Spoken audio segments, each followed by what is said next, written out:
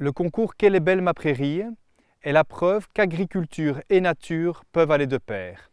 Depuis 7 ans, la FUGEA, Natagora et Natagriwal se sont associés pour créer ce concours qui vise à mettre en évidence ces éleveuses, ces éleveurs qui travaillent au quotidien en harmonie avec la nature dans le respect de leur environnement.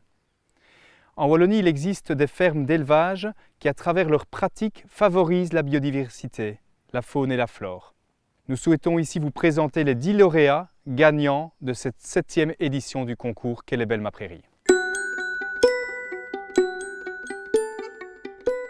Cette année, le premier prix du concours Quelle est belle ma prairie revient à Vincent Hubail, agriculteur dans la région de Beaurain.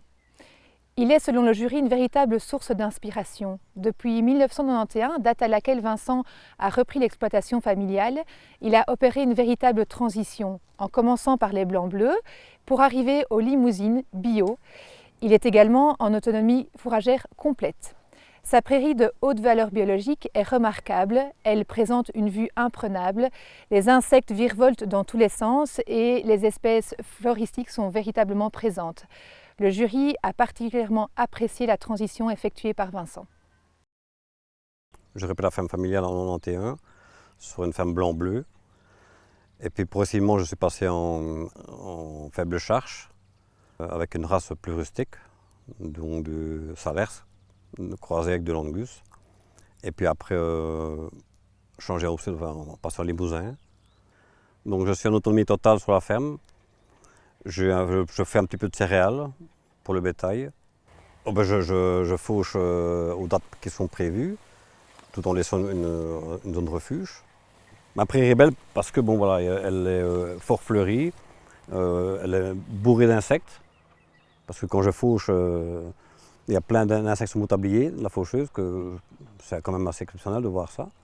Ma prairie est belle aussi parce qu'il y a le cadre aussi qui est exceptionnel quand même. Et puis assez bien de plantes, c'est un peu la pharmacie pour mes bêtes. Quand je suis dans ma prairie, je trouve que c'est une forme de tranquillité. Je savais que ma prairie était exceptionnelle, mais à ce point-là, je ne pensais pas avoir le prix, le premier prix.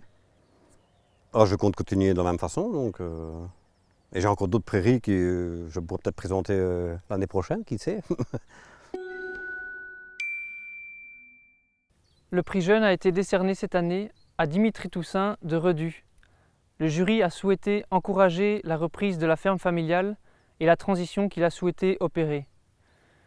Il s'est installé en 2019 sur une 50aine d'hectares et a choisi l'agriculture biologique et une race rustique, la Salers. Il adopte aujourd'hui des pratiques en faveur de l'environnement et de la biodiversité, comme nous allons le découvrir sur sa prairie.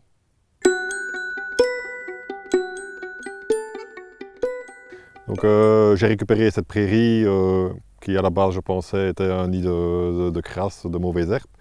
Et j'ai fait venir un conseiller qui lui m'a dit qu'en effet non, il y avait plein de belles variétés intéressantes.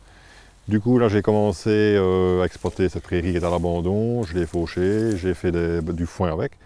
Et je me suis rendu compte que mon bétail que j'avais valorisait très bien ce foin-là. Et ça m'a permis la réflexion de me dire est-ce que je ne ferais pas moins de ballots enrubanés pour faire plus de foin et éviter le gaspillage de plastique et avoir aussi une économie. Donc je me sens bien dans cette prairie car elle est vraiment à l'orée du bois, un endroit très calme et on y trouve vraiment plein d'espèces, d'insectes, papillons et tout ça. Le message que je pourrais dire, c'est que je me suis rendu compte qu'au final, avec des fois des prairies qu'on croit abandonnées ou avec une flore qu'on pense qui n'est pas toujours très belle, avec certains types d'animaux, certaines races, on peut très bien la valoriser en foin. Pour moi, gagner ce prix jeune, c'est une reconnaissance et un encouragement pour aller de l'avant dans mon métier d'agriculteur.